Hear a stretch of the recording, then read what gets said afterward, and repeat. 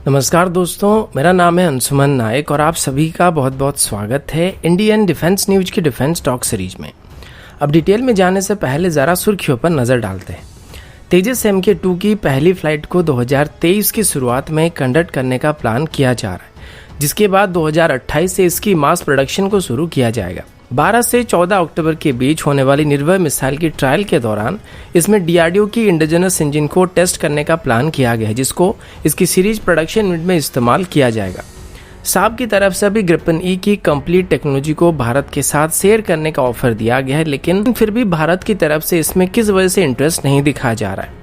People liberation army की तरफ से अभी लाइन ऑफ एक्चुअल कंट्रोल में बहुत ही ज़्यादा मात्रा में सर्वेलेंस इक्विपमेंट को लाना शुरू किया जा रहा है। पाकिस्तानी एयरफोर्स के चीफ के मुताबिक आने वाले 12 से 24 महीनों के अंदर Indian air force Pakistani air space के ऊपर कंप्लीट एयर सुप्रीमेसी को हासिल करने वाला है।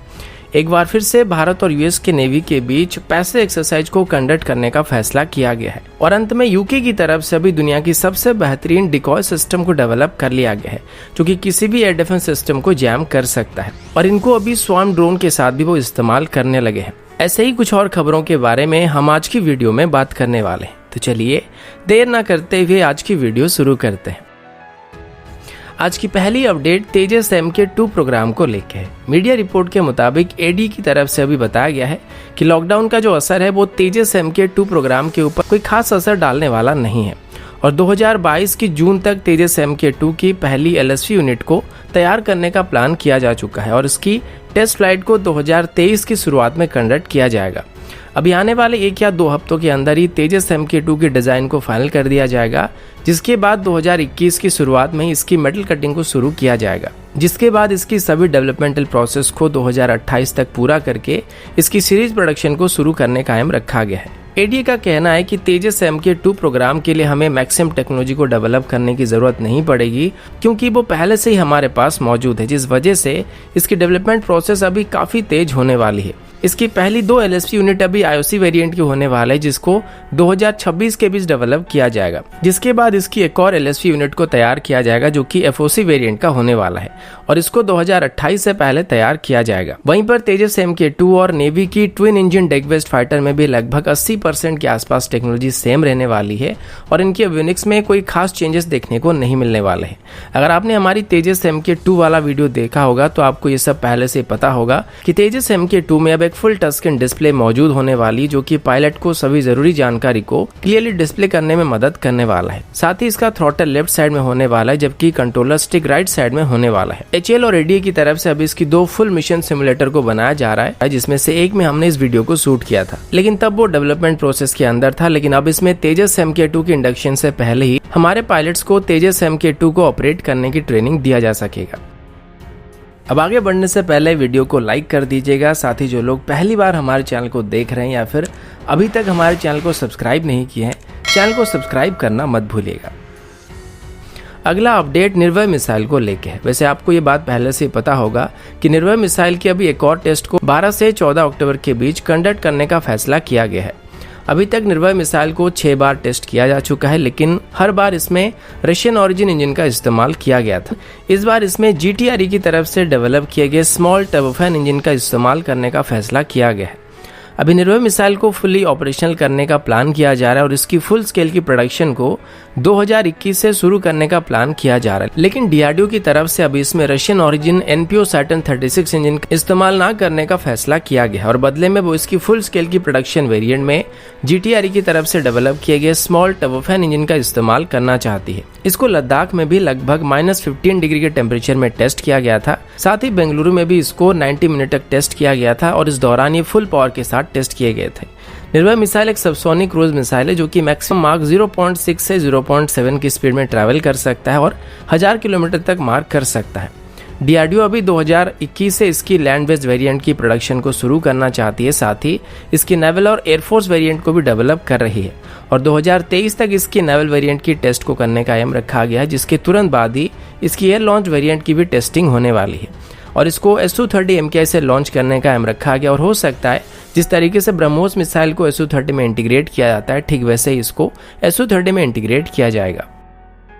अगला अपडेट साफ ग्रिपेन को लेके। आप सबको ये बात पता होगा कि साफ ग्रिपेन अभी इंडियन एयरफोर्स के MMR से टेंडर में पार्टिसिपेट कर रही है, लेकिन ऐसा नहीं लग रहा है कि इंडियन एयरफोर्स इसे कभी भी सिलेक्ट करने वाली, क्योंकि अगर ऐसा होता तो पिछली बार जब MMR से टेंडर में F-16 और ग्रिपेन बचे थे तो इन दोनों में से किसी एक को सिलेक्ट कर दिया जाता, जबकि तब ये कहा गया था कि इंडियन एयरफोर्स अभी एक सिंगल इंजन फाइटर जेट को खरीदना नहीं चाहती, जिस वजह से दोबारा इसको फ्लोट करने का फैसला किया गया था। अब भले ही उस वक्त के ग्रिपेन में और अभी के ग्रिपेन में एवियोनिक्स के मामले में काफी सारे चेंजेस किए गए हैं, लेकिन भारत की तरफ से ग्रिपेन को यहाँ पे सिलेक्ट करने का कोई ठोस रीजन यहाँ पे नहीं दिख रहा है, क्योंकि ग्रिपेन ई की बात करें तो भारत का मीडियम वेट फाइटर भी बिल्कुल इसी स्टैंडर्ड का फाइटर होने वाला है, जिस वजह से हम एक ही तरह के दो एयरक्राफ्ट क्यों रखना चाहेंगे। वहीं पर ग्रिपेन ई के साथ एक बहुत ही बड़ी प्रॉब्लम यह है कि इसके ज्यादातर पार्ट स्वीडिश ओरिजिन नहीं है और इनको अलग अलग देशों से इंपोर्ट करके असेंबल किया जाता है। अभी भले ही साब की तरफ से भारत को बहुत ही अट्रैक्टिव ऑफर दिए जा रहे हैं, जैसे कि साब अभी पूरी तरीके से टेक्नोलॉजी भारत को देने के लिए राजी है और इसे कम्प्लीटली भारत में बनाने के लिए भी राजी है।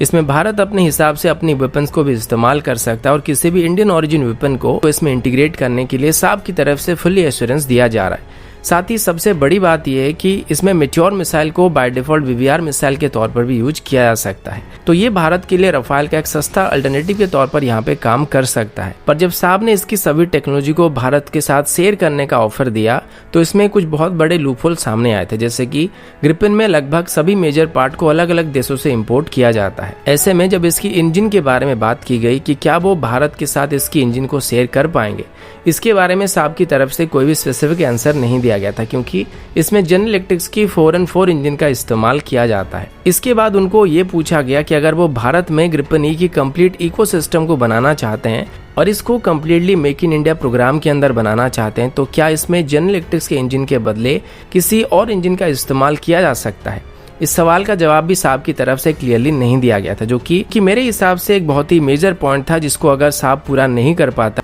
तो इंडियन मार्केट में ग्रिपेन का आना लगभग नामुमकिन सा होने वाला है।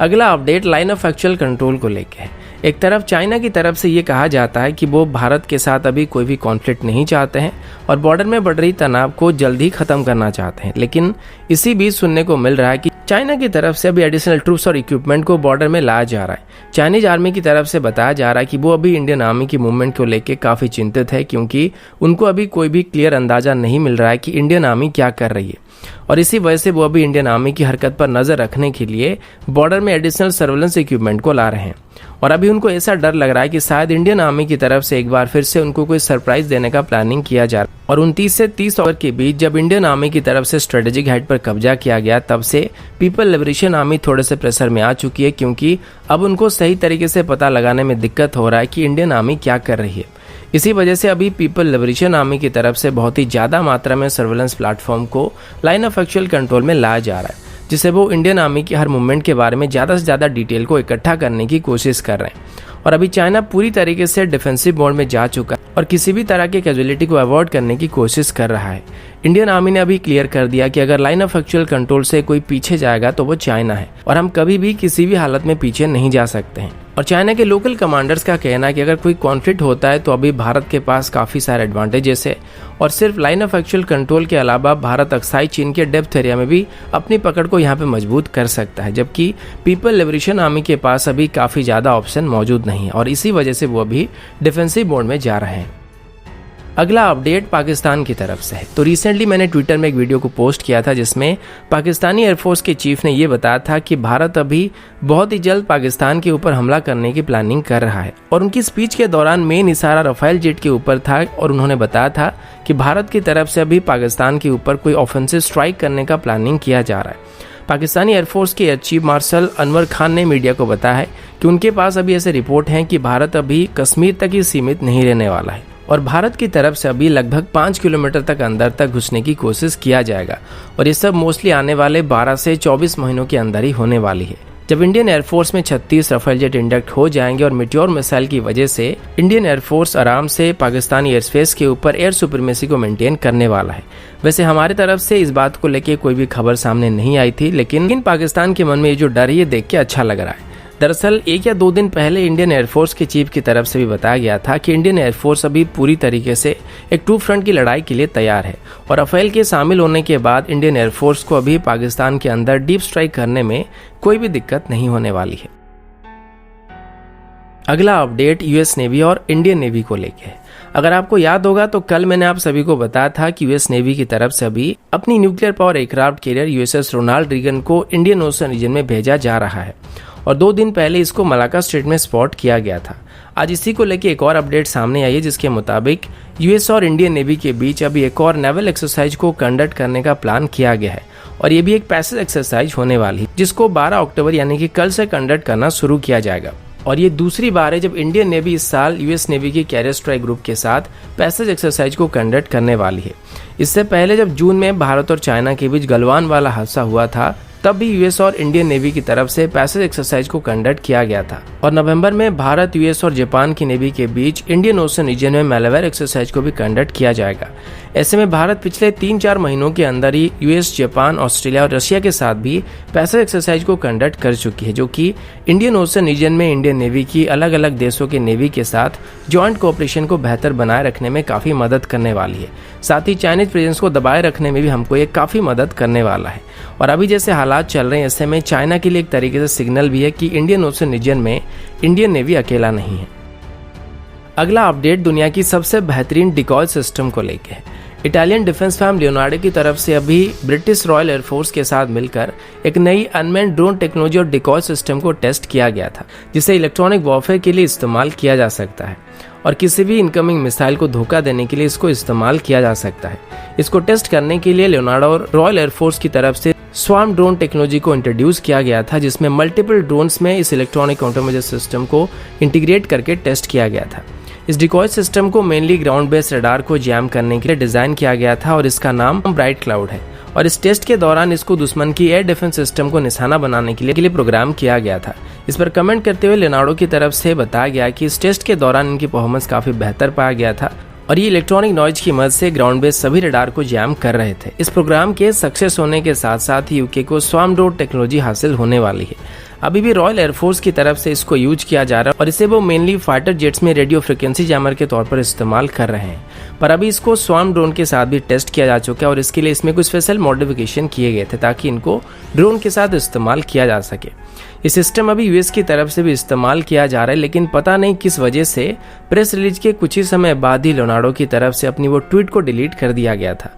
और अभी वो इस प्रोजेक्ट के बारे में कोई भी डिटेल शेयर करने के लिए राजी नहीं है। इसके बारे में कुछ समय पहले भी एक रिपोर्ट सामने आई थी जिसके मुताबिक ये एक tailless fixed wing rear propeller based design था और अभी जो इमेज आप लोग देख रहे हैं कुछ ऐसा ही डेमो दिखाया गया था। तो दोस्तों अभी के लिए इतना ही, मिलता हूँ आपसे अगले वीडियो में, तब तक के लिए जय हिंद, वंदे मातरम।